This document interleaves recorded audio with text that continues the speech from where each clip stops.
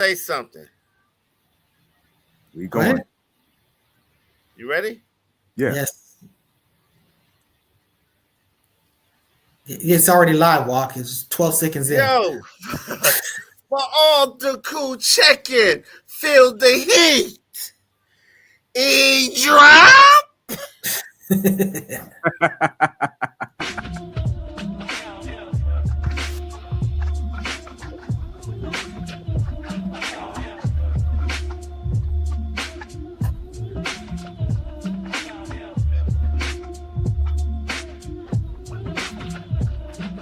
Turn up the dial, it's 10:30. Be back. Spin that back show, all the classics on track. From 79 to 99, we're crossing the gap. Album reviews, little known facts, hip hop intact. Saturday mornings, dive into the history. Samples and stories, old school mysteries. Early self-static, surrounds of TVG. Blow up at a ping.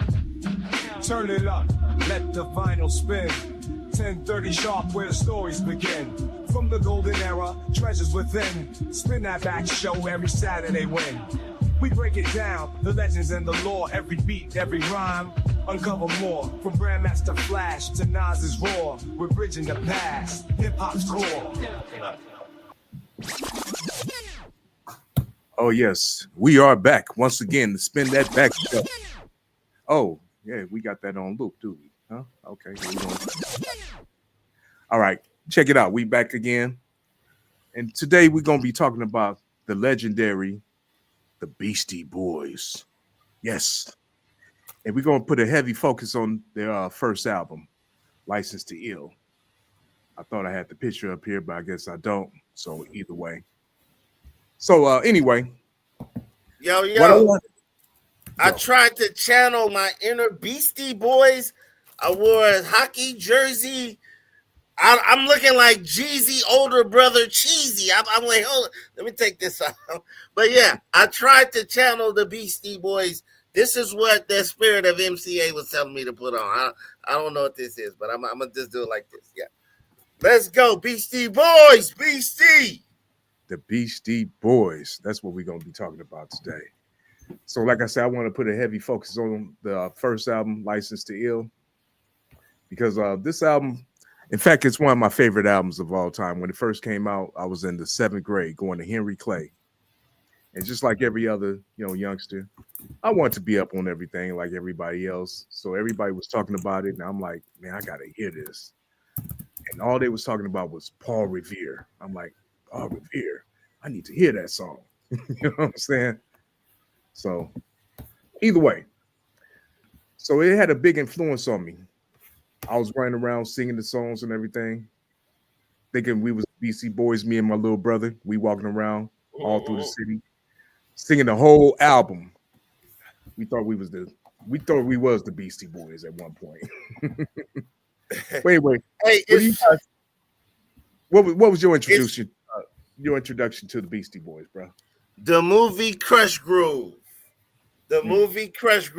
Remember, they performed in that movie. They won the talent show and pissed the fat boys off because all they wanted was that damn stereo. And he's like, well, hell no. But that was our introduction. But we loved the Beastie Boys, straight up white boys. And you know what we loved about them? They wasn't trying to act black. They just was like, we some crazy ass white boys. We like to drink. We like to party. We like to have fun. Initially, they were, though. What are you saying? Before you go there, brother, let me put this album cover up. This is the first album, License to Ill. And y'all know Eminem had did his take on this on one of his albums. I forgot, what was it? Kamikaze? Yep, Kamikaze. Yes, sir. Anyway, just wanted to give y'all a look at that. But anyway, we're going to go allegedly, through the list. That's what Floyd X said. Nobody else heard the album.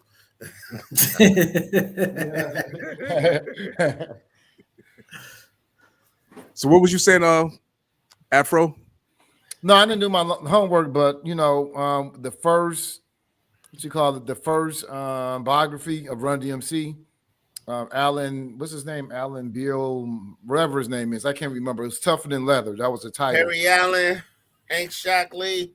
Yeah, not him though, not him. But it was supposed to come out with the movie. So the movie Tougher Than Leather, which the Beastie Boys were in that movie too. The book Tougher Than Leather and the album, they were supposed to come out at the same time simultaneously. It was going to be a 1 through 2, 3 smash.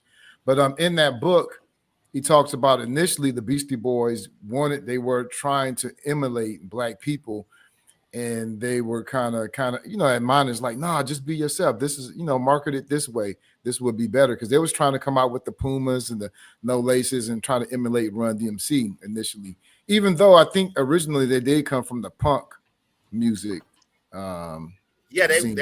started out as a rock band. They was trying to do rock music, but the hip hop culture was taking over everybody's spirit, But I'm glad that they chose the rap for that first album. Yes. So that's kind of on the album. It's interesting though. I guess we'll talk about it more as we go, but I never really thought of them as rappers. Right.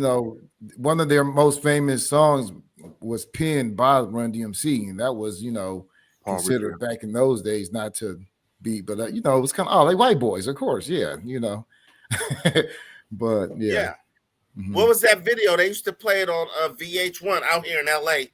What was that? Fight for your rights. Fight for your rights to fight. You gotta fight for your right to party. Yeah.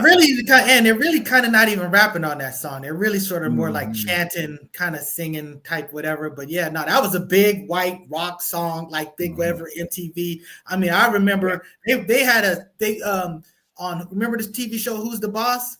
I remember that Samantha was going to a Beastie Boys concert to party for your fight the right, and then they showed Tanny Dancer dressing like a teenager or something like that, whatever. So I mean that's how big it was, But if you remember the Fight for Your Right song, the rhyme pattern is very similar to Raising Hell. Russell really had in his mind to go pop with hip hop from the very beginning when he had Run DMC doing the rock stuff. But the pattern of rhyming is just like Raising Hell. There's no difference. Mm-hmm. That's a good point. Now that I'm thinking about it in my head, it is. It sort of is like Raising It. We probably should back up a little bit. So they're basically they came out of two different punk bands. They're some of the members were one of them was in the other. At some point, they kind of came together. I forgot the two different names that they had, but ultimately, the dude that was sort of like managing them, trying to record, he owned like a record store that was like a punk spot where everybody was like going and stuff like that. So, and then he's like, you should call yourself the Beastie Boys, and that's when they ultimately, got the three that we tend to know. There was a female that was actually a part of it originally too, but they cut her because they didn't think that she would go with the vibe of all this stuff. They've since said that was a bad thing, that they regretted that they did that and whatnot. But that's what gets you up to that point. So then that's when they hooked up when Rick Rubin, who was like sort of like their DJ in the beginning until they got like a real DJ. But that was the situation. Okay. That's crazy how Rick Rubin is behind so many freaking Hall of Fame rappers and singers and rock bands and all kind of stuff. Man, salute to Rick. We might have to do something on Rick Rubin. Come on. His influence is so obvious and clear when you're talking about people like Run DMC, when you're talking about LL Cool J, when you're talking about the Beastie Boys. I mean, we really needed his different flavor to get what that end product ended up being. So, and don't forget, Rick Rubin actually started Def Jam himself. Yeah, so yeah, exactly. So yes, sir. Salute to that. Don't tell LL Cool J that.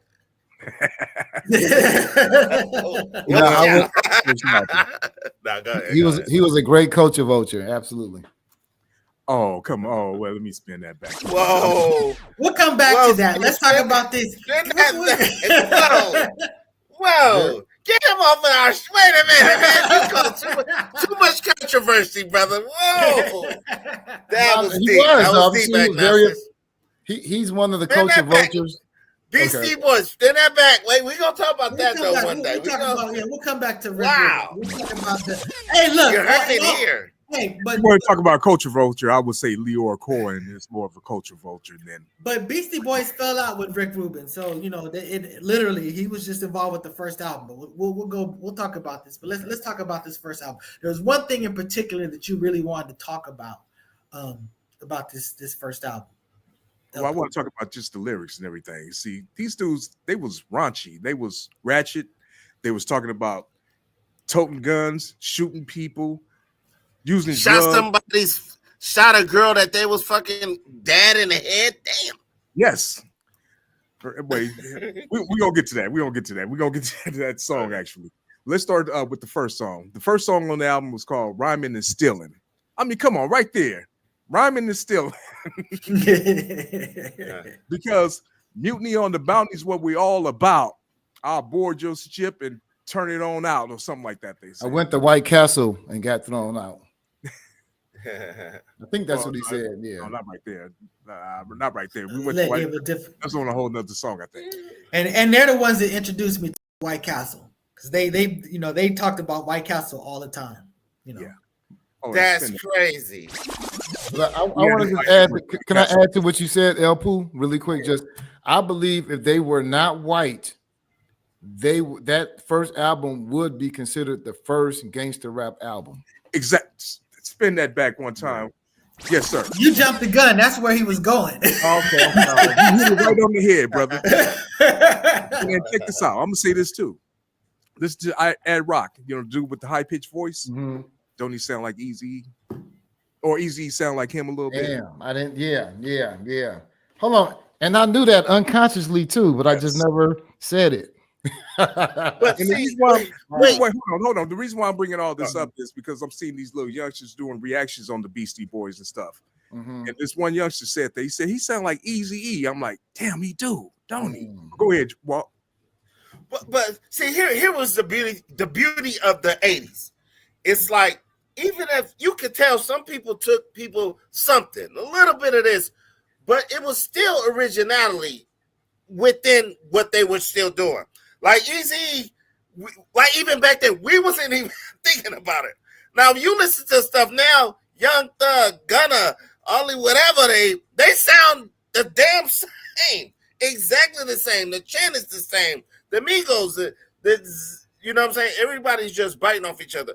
Back then, it was just so many different groups and so much originality. And that's what was one of the beautiful things about the Beastie Boys. It was good to hear. Like, they was like one of the first hip hop groups getting, maybe because they skin complexion, but they was getting a lot of rotation on MTV and VH1. Because of their skin complexion, yes, and their music appealed to them. Yeah, they appealed to that, But look at some of these lyrics. Let's go back through some of these lyrics. Wait. Corrections and retractions. I have to point out something. Schoolie D, I looked it up. Schoolie D's first album came out in 1985, so that was the first gangster rap album. That's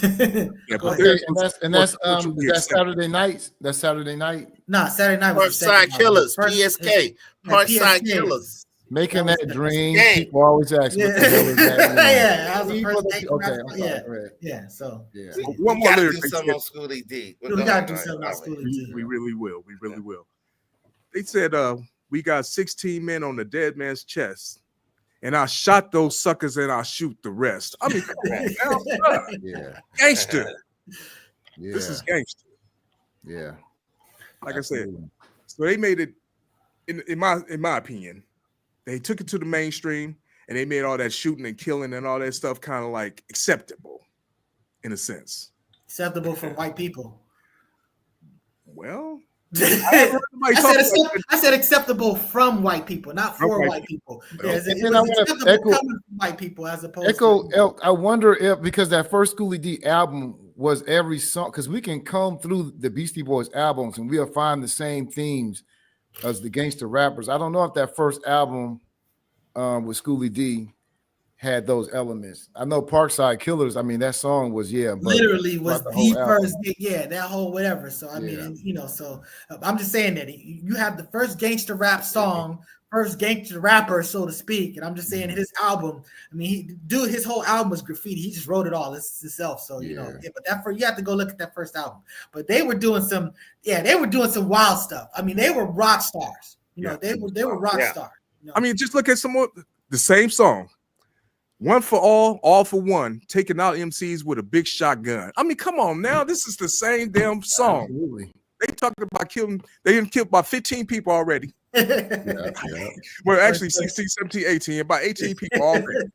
And this is the the second verse. And the misogyny was on another level. Yes, the best part. I love that you said that, Juan. I took his girl I took his girl in a beer that was cold. Like, yeah, like it was like a movie that was talking about. Like, are we gonna get to the song Paul Revere? Like, you know what I'm saying? It's a whole tale. It's like a cowboy tale. He's on the road. He thirsty as hell. He see a dude who got a 12-pack of beer. Like, wait, hold on. Walk. We're gonna get to that. We're gonna get to Paul Revere. We're gonna get there. Chopping at the bit. I get you, man. We on rhyming and stealing right now.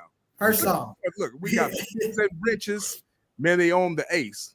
Captain Bligh is going to die when I break his face. I mean, who was saying this type of stuff? This is gangster. Yeah. This is gangster rap. Yeah. I'm sorry.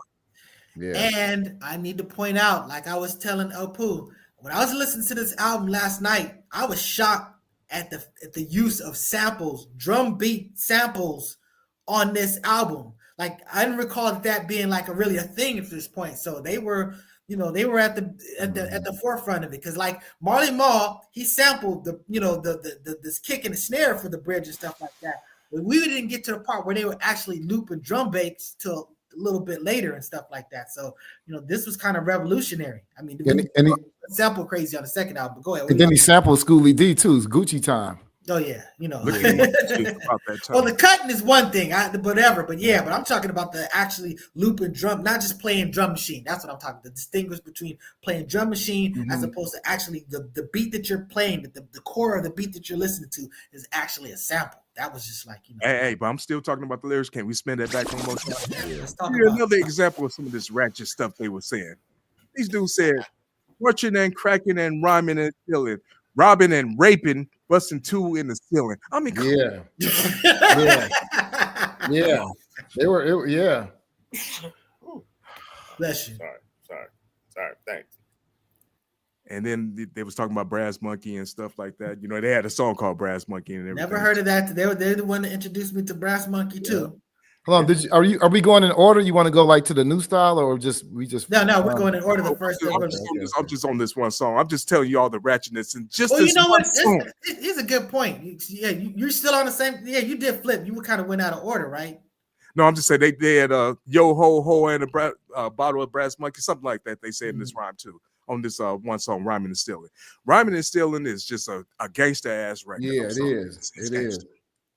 It comes in so hard too. That beat, that scratch, that dude. I mean, that shit go hard, man. Yeah. When the levy breaks, I forgot who that is, but yeah. And you could call it a sample or scratching or whatever it was, or cutting, whatever it was. Yeah, hey, it was hard. Did DOC use that sample too?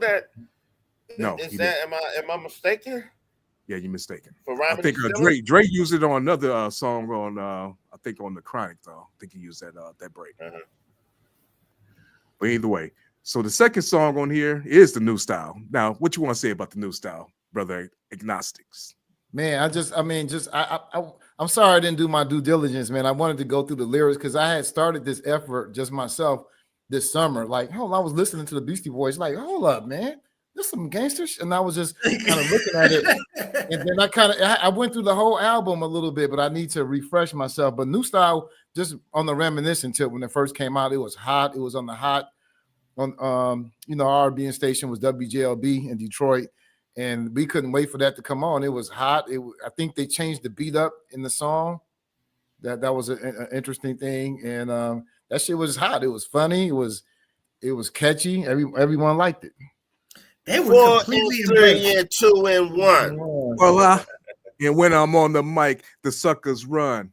And then didn't he say, "In case you unaware, I carry a gun"? Yes, sir. Yeah, it surely does.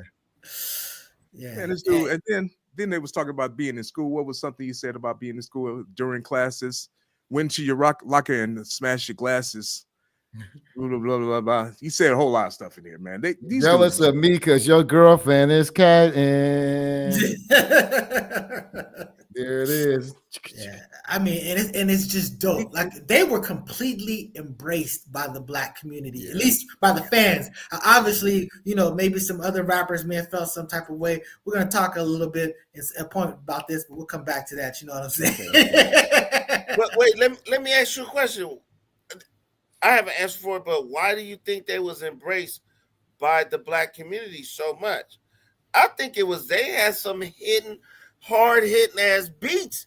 And they was original. Like, and then they said things like this: "Father too many, married to none." And in case you're unaware, I carry a gun. Yeah, damn. And they were authentic. They were authentically white, like you said. I don't know about the period when they tried, but when they got to us, they fully embraced their whiteness. They were white punk dudes doing rap that were doing it well. That the production, the music was like top notch. You know what I'm saying? So, but I think it was just a winning formula. I don't think, and I think partially they were fabricated in the studio.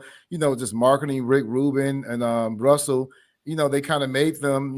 I think a lot of their lyrics were written by others. The beats were, Run DMC. If Run DMC had not touched them or endorsed them, I wonder how they would have. No doubt that they played something, but But we got to give props to Rick Rubin for the production, though. He was a master. Agnostic, you do have a point on that, because remember in them Word Up magazines and the beat, like there was a lot of pictures with the Beastie Boys and Run DMC. Mm-hmm. I never even gave that a thought right there, but we did see it helped bridge the Beastie Boys. It definitely helped. It helped bridge. It made it easier to be accepted. And then the Beastie Boys helped Run DMC out with the white market too, and they had the same. They were building, because Run DMC was the first successful rap group, and Beastie Boys kind of marketed in the same way. I feel the success of the level that Run DMC did. I mean, you could argue that Grandmaster Flash and they were successful for their time at their whatever. But yeah, Run DMC broke down all doors. Run DMC got on the MTV. Run DMC literally introduced the entire world. Yeah, they introduced the world to rap, and were the beginning of the worldwide receptivity of it. So it just when you talk about Run DMC. You have no concept of what it was before. It's sort of like BC and AD before Run DMC and after Run DMC. It was a big deal. So you just had to be there. I like that. Hey, some more ratchetness though. Here we go. Check this out. This dude said, "If I played guitar, I'd be Jimmy Page. The girlies I like are underage." Damn. Yep. You agree with that? Man. Yeah. Hey, no comment. See, you know what I'm talking about. See, yes, I'm also down. Yes, I'm also down with doing a show around like this level of misogyny, because almost every rapper has said that. Almost all those 80 icons, they've all talked about being with underage girls in their lyrics. LL Cool J. Let's not to get off on a extreme. I will say that look, our whole concept of the 18, that's an American, line that's cutting stuff like that. Culturally, that line, that number, that was never the boundary as far as when someone was adult, when someone's whatever. So I'm just saying that that's the law. Let's respect that, whatever. But you got to understand that's not where humanity has been for most of the course of humanity. Misogyny. We ragtag girlies back at the hotel, and then we all switch places when I ring the bell. Holy it was shit. Funny too. It was funny. This man, I love this. I mean, I swear to God, I love this right here. I love this song. And 11 years old, I'm listening to that. 11, 12. Whoa. Where were my parents at now? And these cats, we're gonna continue to talk about these lyrics. I mean, they were wild in real life. Like literally, they were getting into stuff. I mean, there was a situation where I remember it was like the mayor of whatever, it was like a mayor of some city or something like that their daughter was out there partying with them, and they literally returned her to her house. Yeah. Rung the front door naked in a shopping cart. They got that from the movie with that John Belushi. I was about to say It was straight out of Animal House. Yeah, Straight yeah. out of Animal House. So, Yeah. I mean, that was the type of stuff that they were doing. They were on tour with Madonna, and Madonna was like, whoa, they doing too much. You Now, know what I I'm saying? wonder how they would survive in today's social media too, because I think they had one of the first rap documentaries out that I remember seeing, and they had actually they flooded a hotel with water. They cut on all the water supply in the bathtub and in the sink, and they overran and over flooded. They actually got sued or something for that, but they was causing all types of havoc. They would do what's the guys that got famous doing the dumb shit, jackasses? Mm-hmm. They were kind of a lightweight jackass type of antics on tour. Well, you can tell that. Just look at that video of Fight for Your Right. Fight for Your Right to Party. Yeah. It was just wild in that video. In fact, I didn't realize Rick Rubin was in that video too. They were throwing the pie in his face and everything. Yep. I didn't know what the dude was at that time. So forgive me, people. Spin that back one time. Oh, that's a lot of time we look at stuff and we're like, you don't know who that dude was, and you find out after the fact, like, oh, that's that legendary great that was just on for 2 seconds in that video. It's like MC Shan and Crush Groove, and you're like, what? So yeah, so and then they talked about hold on, MC Shan was in Crush Groove? Yeah, exactly. I'll point it out to you later. Right, yeah, man. exactly. MC Shan? Yes, MC Shan was not in Crush Groove. We'll MC have Shan that was not discussion in after. Crush Groove. It was 100%. There was a scene where I pointed to you. People don't know about it, but he was there. He was in the back. Trust me. We don't want to waste all this time on it, but I'm just telling you, it's an example of stuff where people $3 cash app. That you're wrong. $3. Okay. I want to cash at me $3. Okay. Yeah. Okay. All right. $3. $3. We're gonna talk about $3. it. All right. But one more thing about this song, though. Then it breaks down and it goes into a slow beat. Boom, boom, boom, boom, boom, boom. That was so hard. Even the youngsters that's reacting to it today, they be like, "Oh, that beat go hard." That went hard. That was just so hard. You can bump that in your car today, real loud. Those were 808s, right? 808s. I Yeah, think that was 808s. Yeah. And that's that transition stuff. They weren't just doing like the same tempo through whatever, you know what I'm saying? That what they came out of sort of like that musical background. So, you know, it's like a lot of times in songs, they'll kind of pitch up, pitch down, pitch down. They don't just do like the same verse. With hip hop, we tend to rock the same whatever. But they were doing just elements. They were doing a lot of change ups and stuff like that. So they were very diverse, you know, in their production. Like I said, this is one of my favorite albums of all time still. And then the next song was She's Crafty, which is that's like a little rock song.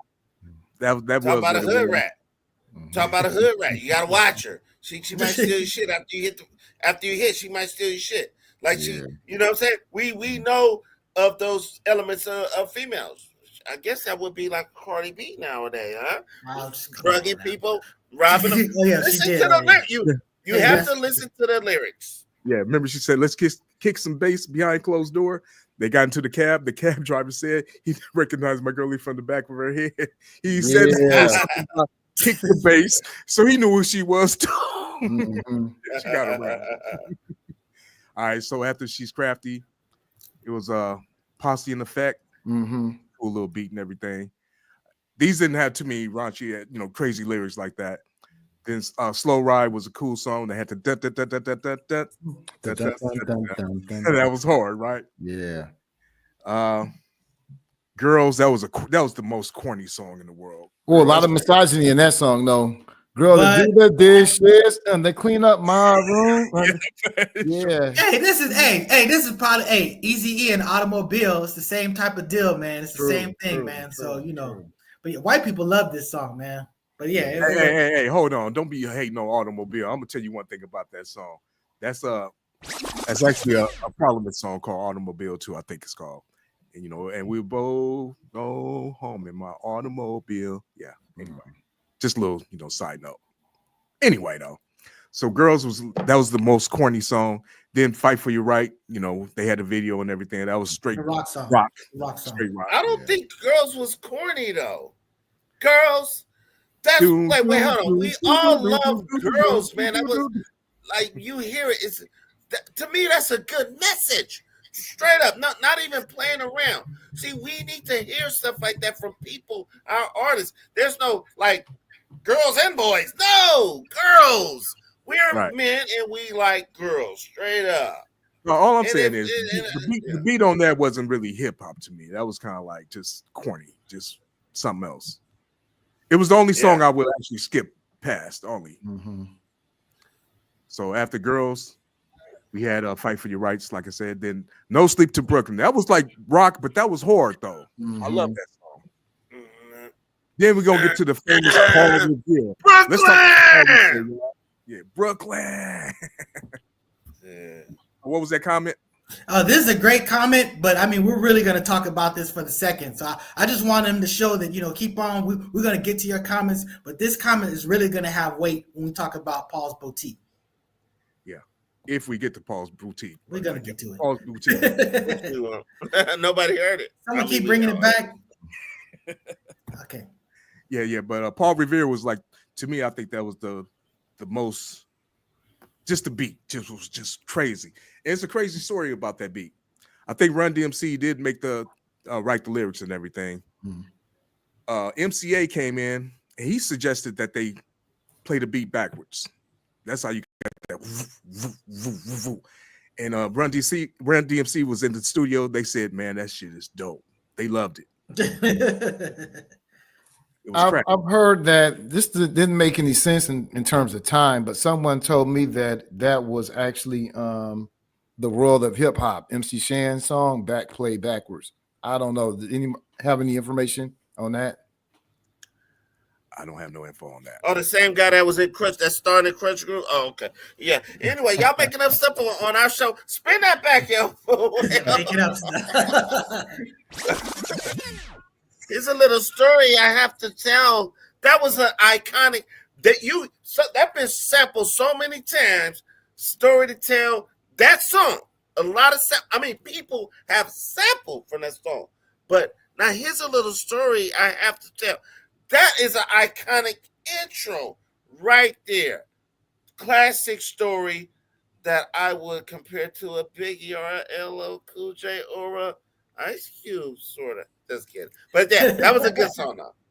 Hey, I want to shout out to Leroy. He just sent me a text and he says MC Shan is in Crush Groove at the end when everyone is performing at the Fever along with Mr. Magic. He's in the background. Mr. Magic is there. I remember Mr. Magic. And so when you see Mr. Magic, go check out who's with him, and you'll see MC Shan. Okay. So MC Shan is I'm gonna give you my app information after the show. But yeah, let's go on. I just want to mention really fast. I think the Posse. What was the song that you mentioned earlier? Posse in Effect. Posse in Effect. And then I think No Sleep to Brooklyn, just iconic samples, the vocal samples from there. I can't remember the one, Let the Bass Drop. That became the iconic sample. Drop. Yeah. Farside used it. That's new style. That's new style. A lot of people used it.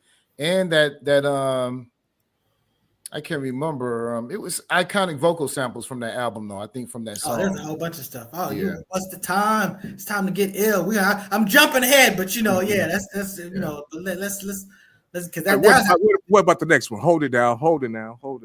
That was the first song I heard. That was the first song I heard. That was the first Beastie Boys song I heard. Hold on, we got to go back to Paul Revere. We got to get some Just Do and some X. But that song was very misogynistic too, man. He raped the sheriff's daughter. He did it like this. He did it like that. He did it with the wiffle bat. He said this man to his daughter. He didn't say he raped her. He just said he did it like this. She didn't like with a whipple ball bat. Well, come on, man. Maybe she liked that. He took her. He said, "Come on, man." Oh man, but yeah, that was crazy. But the first single that made it out, I think "Hold It Now" was the first single. Like Paul Revere was released after that. You know what I'm saying? But that was like the big one. That was, Paul Revere. That was back when you could play your music real loud in your car and it wasn't an issue. Like I'm not saying people don't bump music like they do now, but trust me, they don't bump music like they used to back in the day. And back in the day, they bump music where you can hear them a block away, like sounding loud. So it was different. And dude said, I just got home because I'm out on bail. What's the time? It's time to buy L.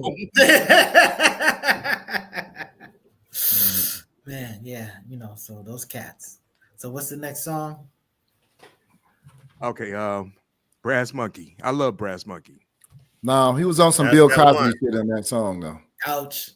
Putting something in it. Putting something in your breath. Mixed it in the cup. Girl walked by, Good give me girl. the eye, went to the locker, got the Spanish fly, mixed it in something in the cup, walk over to the girl. Yo, baby, what's up? Yeah,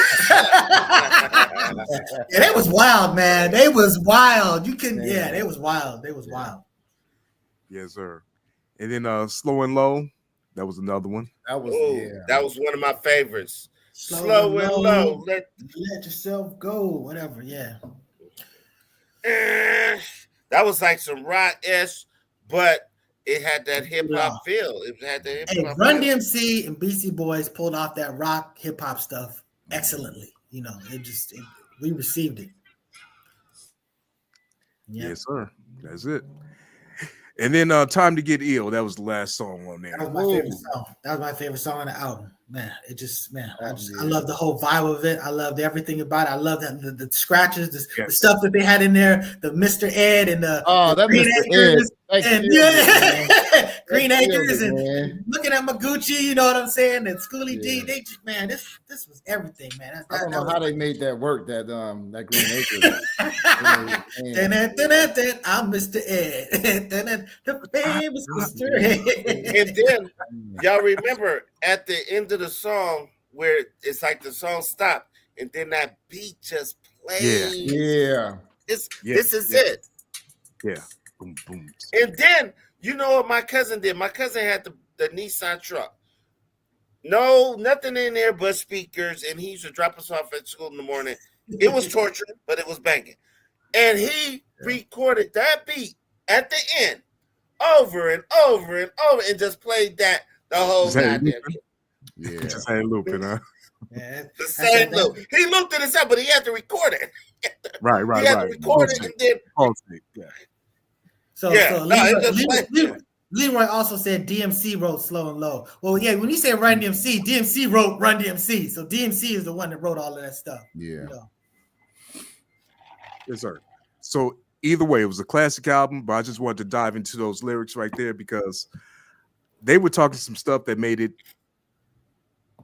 cool to talk about killing people and using drugs and stuff. They talked a whole lot about drugs too. Wooey or whatever the hell they was talking about. Come to find out a few years ago, that was like a primo. I didn't know that. No, I think Mike. At Rock too. His dad was established in the entertainment industry already. I think they're Jewish, right? I think all of them are Jewish. One of them is like a Jewish one parent, and the other one was like like Catholic. They still Jews. They still Jews. Yeah, something like that. But yeah, they had like they were affluent parents and stuff like that. So I remember he said that they were allowed to hop on the subway to go to these other parts, which were dangerous things to do. But that's what exposed them to that culture and all this other stuff. So I mean, it was a big part of just who they are. But those dudes was wild. It was so wild. Yeah. It was so wild that this thing happened. So let me speak on this now. So this was an insert on the jacket of Kumo D's first album. So on the first album, he's disrespecting LL Cool J, but he has this on the insert, and this is where he gives a report card to everybody. Now you got to understand that Kumo D came from the generation before Run DMC, so they were authentic representations of what hip hop was at that point in time. So now hip hop is evolving and it's going to a different place, and you see all these grades. And what you'll see the Beastie Boys were the only ones that got a C. And one of the reasons that he was talking about is that because they were doing all these antics and getting in trouble, he was like, "Look, that's that wild stuff, that rock stuff.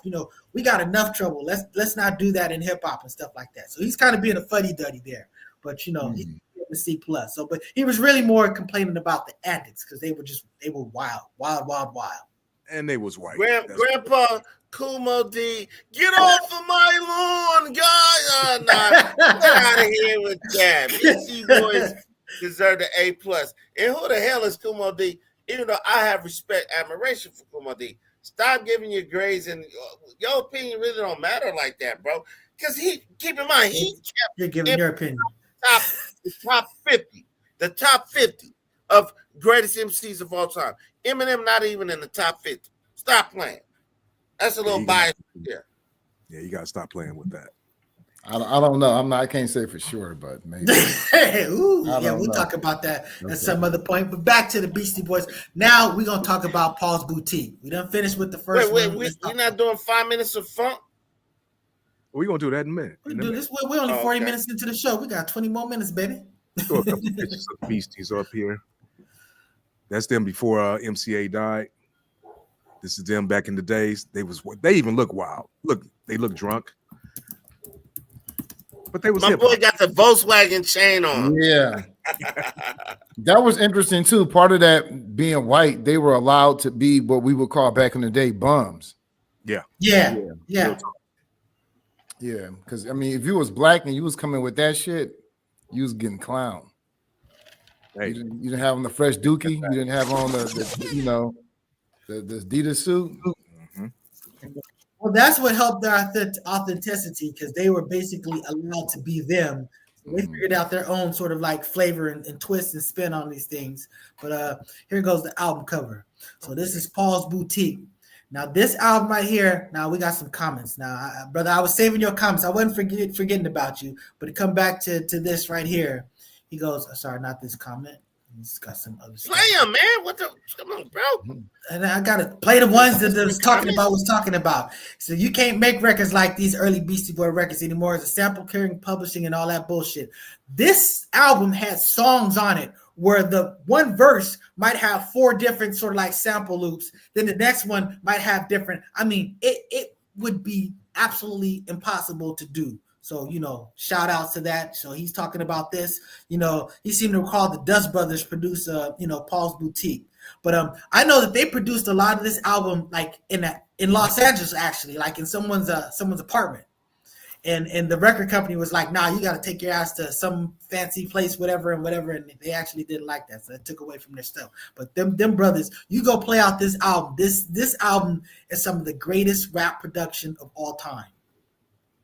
I wouldn't go that far, but I would want to say this. Sabotage! Yeah, that wasn't on this album, but that's okay. It wasn't? Yeah, Sabotage. Sabotage is on the next album. I was going to get to Sabotage because this is when they were doing sampling. Wait, Intergalactic? That was further. That was another album. Yeah, that we're going to talk about that. You can talk about me. Yeah, Hey, you want to put some more $3 on this? Talk about this one song, Hey Ladies, on that album. Hey Ladies. Hey Ladies is on that album. They use Machine Gun from the Commodores. They used Barcades, Holy Ghost. Hey DJ from the Supreme Team. James Brown, Ain't It Funky Now. They use so many. Shake Your Rump from Cameo. Jungle Boogie from Kool and the Gang. So Rough from Roger. Oh man, you use so many damn samples, and this is not even half of them. I'm not even going through all of them. Mm-hmm. A lot of them I don't know. Bustin' Loose from Chuck Brown. Man, they just use a gang of samples. This you don't like my music person, brother. You are coming with some stuff. So he said us white boys came from punk, y'all came from funk. Hey man, that's a brilliant comment right there. So thank you for participating. That's a bar. Who is it? Who left the comment? I gotta see who I'm gonna block later. He says you don't like my music. He said us white boys came from punk, y'all came from funk. That is a bar right there. That is a bar. Yeah, spin that back one more time. What else did he say? Blocking him later. No, but he was he was just talking about the how the punks and b-boys were co-mingling. So because you were in the same circles and stuff like that. So he was just talking about the Shake Your Rump, what you were talking about with Hey Ladies.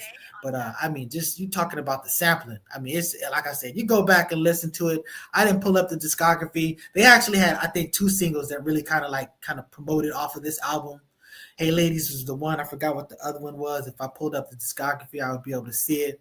But I still want to, since Walk brought up Sabotage, let's bring up the 1994. You was right.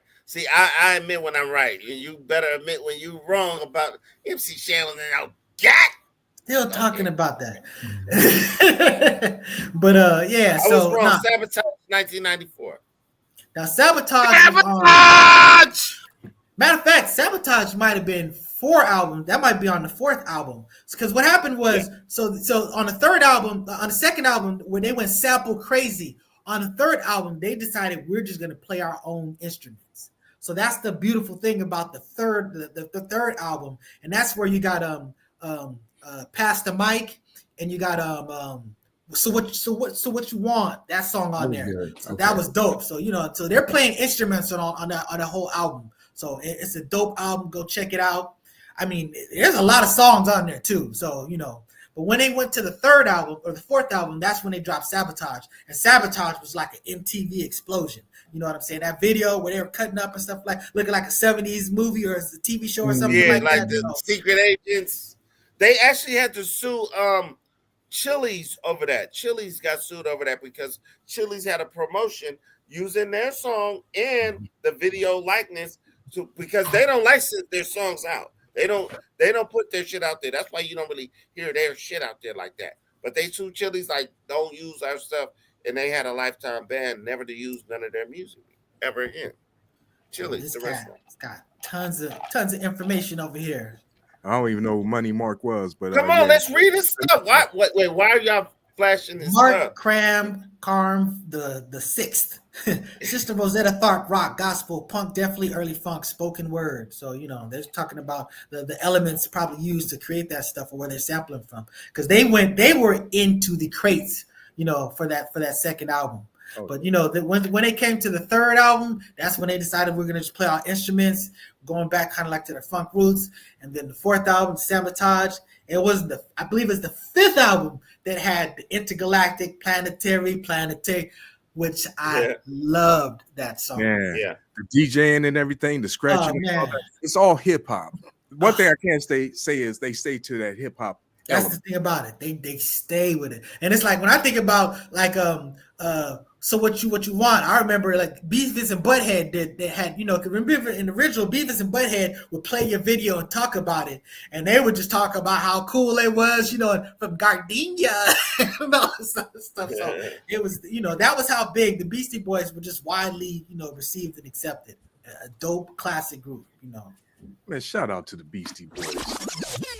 All right, so I think we're about done with that part right there. Let's go on to this next segment. Man, you think Rick Ross did a good job, though, of sampling Paul Revere, bringing that beat back to the 2000s? I didn't even hear it. I don't the think big boss. anybody I'm the has bigger done it. boss. I'm the biggest boss. That song is sampled Paul Revere. Yeah, I don't listen to yes, a bunch he of did. Ross. He did a very good job. No. He did a very good. I'm the biggest boss that you've seen thus far. Yeah, I'm the biggest. That was the only good song on that album too. That was That's when he first started taking his shirt off, and I don't feel like getting up. Hey, that leads us into the 5 minutes of funk, because if he took off the shirt. So what we gonna talk about this time? No, we was talking about who was the best beatboxer in hip hop ever. Oh, okay. Who That's was the question? So if we're gonna do that, so the people that we're gonna put out there right off the bat, we're gonna say, okay, obviously we're gonna talk about Dougie Fresh. We're gonna talk about Buff, from the Fat Boys. You're gonna have to talk about Reddy Roxy from Jazzy Jeff and the Fresh Prince, and Rozelle. You got to talk about him from the Roots. Also, you got to just throw in the pot. You got to throw in Homeboy too from the Skinny Boys. Oh yeah, the Skinny Boys was dope too. You might as well throw in Biz Markie too. Then. Oh, you got to put in Biz Markie. What kind of show is this? How are y'all not? How is Spin That Back beating the sex talk with walk numbers with this misinformation? How's it misinformation? Rozelle did a whole beatboxing album, like he did an album he did a song that charted as a beatboxer. You know what I'm saying? So you gotta put respect on what Rozelle did. He was wait a minute, hold on, Spin That Back. It charted. What song was that? Well, put it this way, it charted. It was on rotation on Rap City.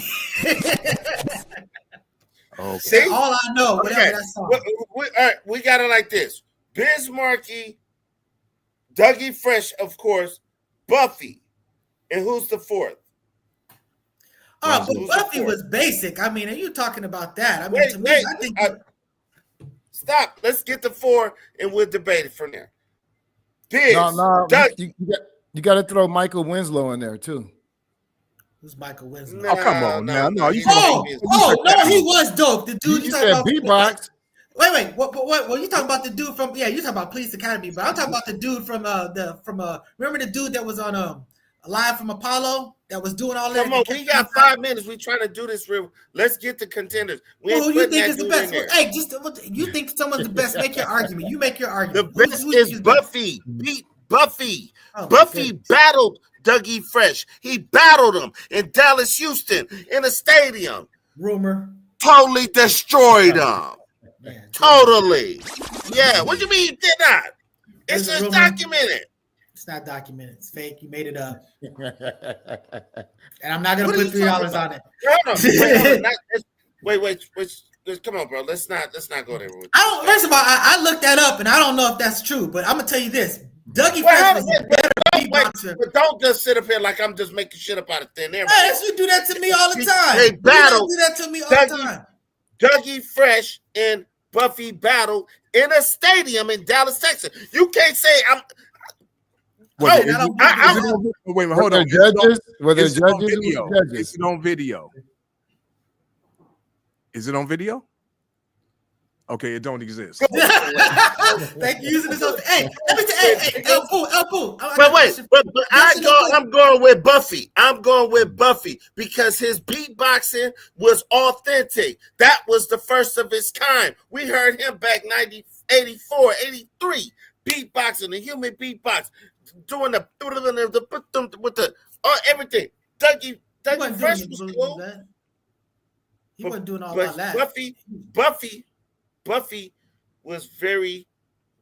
He sounded like authentic, like a real beat machine.